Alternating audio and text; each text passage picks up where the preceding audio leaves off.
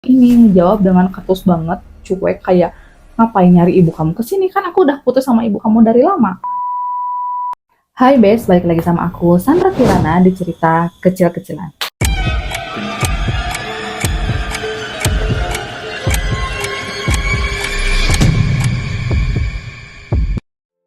Semua orang yang terlahir sebagai perempuan, nyatanya tidak semua bisa menjadi ibu. Mungkin kalimat ini yang bisa diimplementasikan terhadap kasus yang mau aku bahas hari ini. Ada seorang wanita mempunyai 5 anak, sebut aja anak itu A, B, C, D, sama E ya. Sebenarnya identitasnya ada, nama asli anak-anaknya pun ada, cuma aku takut karena ini kasusnya di Jepang. A lahir pada tahun 1973, B lahir pada tahun 1981, C ini tidak diketahui lahirnya kapan karena ia meninggal sesaat setelah dilahirkan. D lahir pada tahun 1985 dan E lahir pada tahun 1986. Nah, dari kelima anak itu semuanya mempunyai ayah biologis yang berbeda, tidak bersekolah, dan identitasnya tidak didaftarkan secara legal ke negara. Kasus ini bermula pada tanggal 14 April tahun 1988 di Jepang, yang dimana petugas desa setempat itu menemukan 3 orang anak di sebuah apartemen kecil yang kondisinya sangat mengenaskan.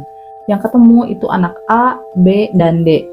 Bahkan anak D ini ditemukan dengan kondisi malnutrisi yang sangat parah akibat sehari-harinya dia makan makanan yang kakaknya beli di toko swalayan.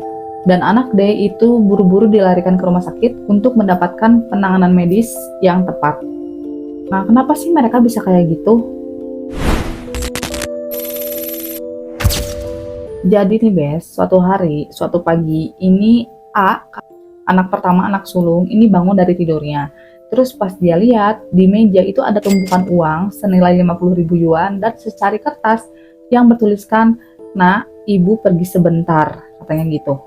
Nah, dengan kondisi setengah sadar baca surat itu, ya si A ini mikirnya kayak, ya paling ibunya kemana sih, ke pasar kayak atau ke desa sebelah bersama pacar barunya, dimana si A ini tahu nih kalau ibunya punya pacar baru. Tapi A nggak tahu sosok pacar baru ibunya ini siapa. Nah, anak-anak ini nunggu sampai sore, sampai malam, berhari-hari, bahkan sampai berbulan-bulan, kok ibunya nggak pulang-pulang.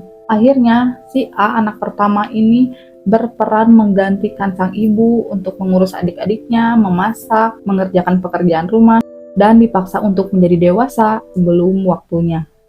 Nah, dengan uang 50.000 yuan yang tadi ibunya kasih, yang disimpan di atas meja, itu kan dipakai nih sehari-hari dibeliin makanan, dibeliin kebutuhan, lama-lama kan habis. Akhirnya A ini pusing, ini harus kayak gimana nyari uang, atau harus kemana nyari ibunya. Akhirnya si A ngide buat nyari info ke berbagai orang dan termasuk ke 2 orang mantan kekasih ibunya. Mantan kekasih ibunya yang pertama ini ketemu sama A di sebuah rental game yang langsung A tanyain kayak, "Om, lihat ibu aku nggak?" Lalu si pria ini ngejawab dengan ketus banget, cuek kayak, "Ngapain nyari ibu kamu kesini? Kan aku udah putus sama ibu kamu dari lama." Terus kata si A kayak, "Oh ya Om, barangkali aja Om tahu ibu aku di mana, soalnya dia udah nggak pulang berbulan-bulan." Nah, saat si A bilang kayak, "Om, aku butuh uang nih buat adik-adik aku makan, soalnya kami udah kehabisan bahan makanan." Si mantan kekasih ibunya yang pertama ini langsung ngusir si A dan dia bilang bahwa dia bukan ayah dari salah satu adiknya karena saat mereka pacaran itu dia melakukan hubungan seksual selalu memakai kondom. Jadi ia pastikan bahwa ia tidak mempunyai anak dari ibunya A. Mantan kekasih yang kedua juga ditemui oleh A yang sama seperti reaksi mantan kekasih yang pertama, bahwa dia juga mengaku tidak mengetahui apapun tentang ibunya pada saat itu dan tidak tahu keberadaan di mana ibunya A. Nah, meskipun pria ini bersikap tidak ramah, tapi ia memberikan A beberapa ribu yuan untuk dibelikan makanan untuk adik-adiknya A. Nah, di perjalanan pulang, si A ini benar-benar kayak frustasi, ibu aku kemana? Dan dia itu ingat satu kalimat terakhir yang ibunya bilang sama dia dan adik-adiknya, bahwa ibunya bilang gini, "Anak-anakku, ibu janji ibu bakal menikah dengan seorang pria kaya yang menyayangi kalian seperti anak sendiri. dan ibu akan membelikan kalian rumah besar dengan banyak kamar seperti rumah yang kita impikan. A dan adik-adiknya saat mendengar kalimat itu benar-benar seneng, kayak wah akhirnya nanti kita bakal punya kamar masing-masing, akhirnya kita bakal punya sosok ayah yang baik yang melindungi kita. Namun di kenyataannya ibunya malah pergi berbulan-bulan tanpa ngasih kabar, tanpa tahu di mana ibunya sekarang. Ya nangislah si A ini di perjalanan pulang sambil dia mampir ke toko swalayan untuk membeli beberapa roti dan beberapa susu untuk adiknya. Nah, kalian ingat nggak aku tadi bilang bahwa petugas desa menemukan 3 orang anak, A, B, dan D. Si E kemana? Kalau si C udah puguh. Kalau si C itu kan tadi meninggal saat bayi ya, saat dilahirkan. Tapi kalau si E itu kemana? Nah ternyata si E itu sudah meninggal dunia karena diserang oleh temannya A, yang entah apa penyebabnya juga aku gak dapat infonya. Tapi setelah kehilangan nyawa, E ini dikuburkan oleh A, oleh B, dan oleh temannya A yang tadi menghilangkan nyawanya. Jasadnya dikuburkan di sebuah hutan di dekat apartemen itu juga, menggunakan sebuah koper hitam. Sang ibu menyerahkan diri pada tanggal 23 Juli tahun 1988, dan dalam kesaksiannya ia bilang bahwa dia menelantarkan anak-anaknya selama 9 bulan untuk pergi bersama pacarnya.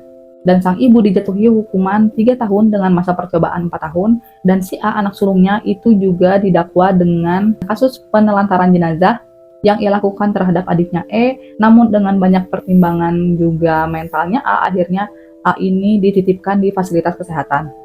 Dan sang ibu itu kembali mendapatkan hak asuh dari 2 sisa anaknya sesaat setelah ia keluar dari penjara.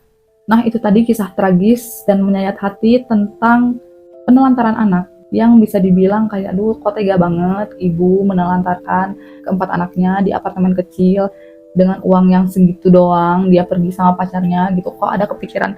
Tapi kalau nggak salah kasus ini tuh mirip kasus yang di Indonesia juga, yang dimana ibunya kalau nggak salah pergi beli makan sama pacarnya atau nggak sama siapa, dan anaknya itu terbakar hangus di dalam rumahnya yang kebakaran. Kalau nggak salah ya, aku pernah baca kasus berita itu.